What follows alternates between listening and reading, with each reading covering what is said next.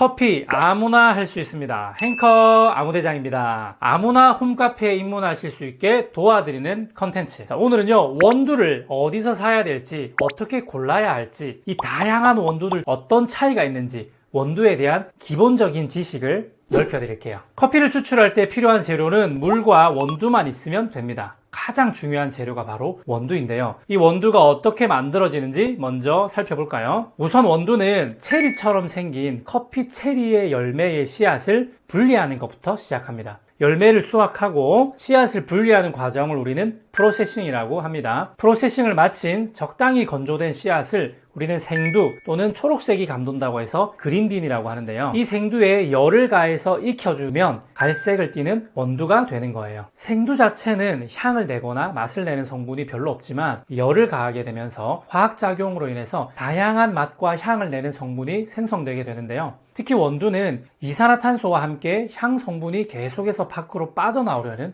특징이 있어요. 그래서 우리는 이 원두를 분쇄했을 때 이산화탄소 배출로 인해서 발향되는 이 향을 느끼게 되는 거죠. 원두에서 생성되고 빠져나오려고 하는 이 이산화탄소는 향을 더 잘 느낄 수 있게 도와주지만 커피를 추출할 때 방해가 되기도 하고 도움을 주기도 해요. 원두가 로스팅한 지 얼마 안 된 신선한 원두일수록 이 가스가 많이 있고 더불어 향도 많이 보존되어 있어요. 하지만 오래된 덜 신선한 원두일수록 가스가 적고 향도 많이 손실되겠죠. 그래서 우선은 신선한 원두를 구매하시는 게 좋습니다. 무조건 신선한 원두가 마시는 것은 아니에요. 가스가 너무 많으면 추출에 방해가 될 수도 있거든요. 그래서 일반적으로는 디게싱이라고 하는 기간을 통해서 어느 정도 적당한 가스 상태의 원두를 사용합니다. 보통 3일에서 5일 정도를 최소한의 필요한 디게싱 기간으로 보기 때문에 로스팅을 하고 3일에서 5일 정도 지난 후부터 커피가 맛있다. 일반적으로 이렇게 생각하셔도 무방합니다. 이게 100점짜리 설명은 아니지만 쉽게 해야 되기 때문에 오늘 여기까지만 설명하자. 그렇게 생각하셔도 무방합니다. 그래서 우리는 어떤 원두를 어디서 사야 될까요? 감사하게도 대한민국은 로스팅을 하는 업체가 엄청나게 많아졌습니다. 그래서 신선한 원두를 구하기가 너무 쉬워요. 마트 같은 유통업체를 통해서 유통되는 원두는 피하시는 게 좋고요. 특히나 유명 브랜드의 수입된 원두 피하라고 말씀을 드리고 싶습니다. 해외에서 한국까지 들어오는 시간만 해도 이미 향미를 많이 손실할 수밖에 없겠죠. 마트를 통해서 유통되는 시간도 꽤나 길기 때문에 신선하지 않을 가능성이 높습니다. 물론 이제 특수 포장 기술로 향미를 보존하는 기술이 발달했다고는 하지만은 국내만 하더라도 너무 신선하고 좋은 원두들이 많은데 굳이 오래된 원두를 구매하실 필요가 없는 거예요. 그러면 로스팅을 한 지 얼마나 된 원두가 오래된 원두일까요? 경우에 따라서 조금 다를 수는 있겠지만 저는 일반적인 경우로 설명을 드리겠습니다. 보통은 로스팅을 하고 나서 한 달 정도만 지나도 오래된 원두 취급받기 시작합니다. 3달 이상이 지난 원두들은 정말 제대로 취급을 받지 못한다. 이렇게 생각하시면 되겠습니다. 원두의 유통기한은 1년 정도로 길게 잡지만 그것은 이제 식품적으로 상하지 않고 먹을 수 있는 기한을 의미하는 것이고 이상적인 향을 유지할 수 있는 기간은 생각보다 짧습니다.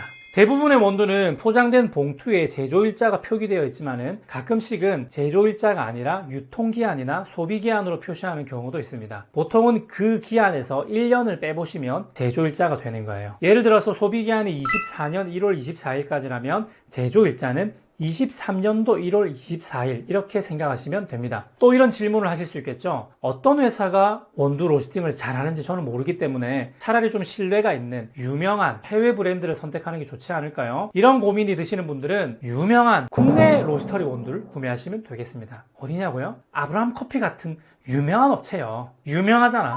두 번째로 원두를 고를 때 우리는 싱글 오리진과 블렌딩이라는 용어를 만나게 됩니다. 싱글 오리진은 말 그대로 한 가지 종류의 원두를 사용하는 것이고 블렌딩은 2가지 이상의 원두를 섞어 놓은 거예요. 블렌딩 원두는 싱글 오리진으로 표현할 수 없는 맛을 표현하기도 하고 또 특정한 맛이 튀지 않으면서 밸런스 있는 맛을 표현하고 싶어서 만들어지기도 하고요. 특정 업체만의 특별한 맛을 만들기 위해서 시도되기도 합니다. 그래서 사실 블렌딩 원두나 싱글 원두냐 딱히 중요하지는 않아요. 자신이 원하는 맛을 내는 그런 원두를 구매하시면 되겠습니다. 그 중에는 이제 로스팅의 강도, 배전도라고 하는 정보도 매우 중요합니다. 강배전이라고도 하는 기름이 표면에 감돌고 있고 색깔이 아주 진한 원두는 대체로 신맛은 거의 없고 쌉싸름하고 진하고 고소한 맛이 주를 이룹니다. 중배전이라고 하는 기름은 없지만 제법 진한 갈색을 띠는 원두는 적당한 산미와 고소한 맛이 있고 맛이 너무 진하지도 않으면서 부드러운 맛을 띌 확률이 높습니다. 약배전이라고 하는 색이 이 밝은 갈색의 원두는 대체로 신맛이 두드러지고 고소한 맛은 적고 조금은 연하게 추출된다, 이렇게 생각하셔도 될 것 같아요. 그리고 우리가 맛에 대해서 추측하기 가장 좋은 정보는 컵 노트라고 하는 거예요. 원두에 보면은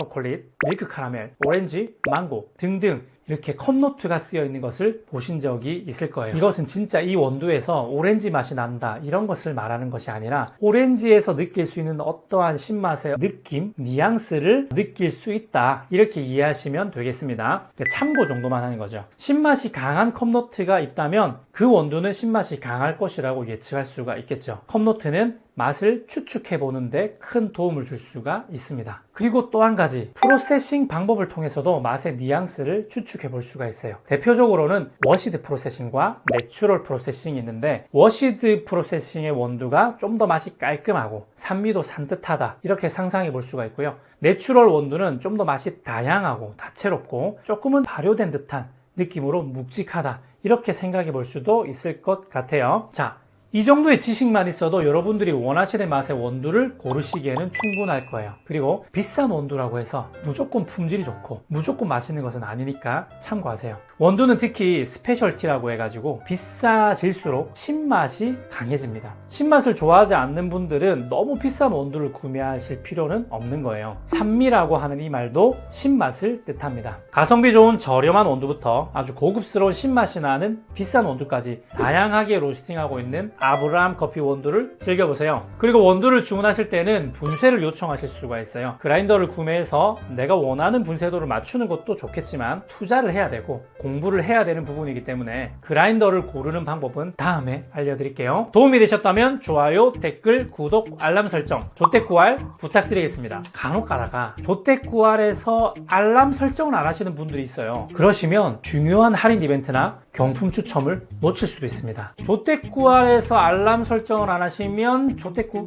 다음에도 재밌고 유익한 정보로 찾아올게요. 다음에 또 만나요. 행커.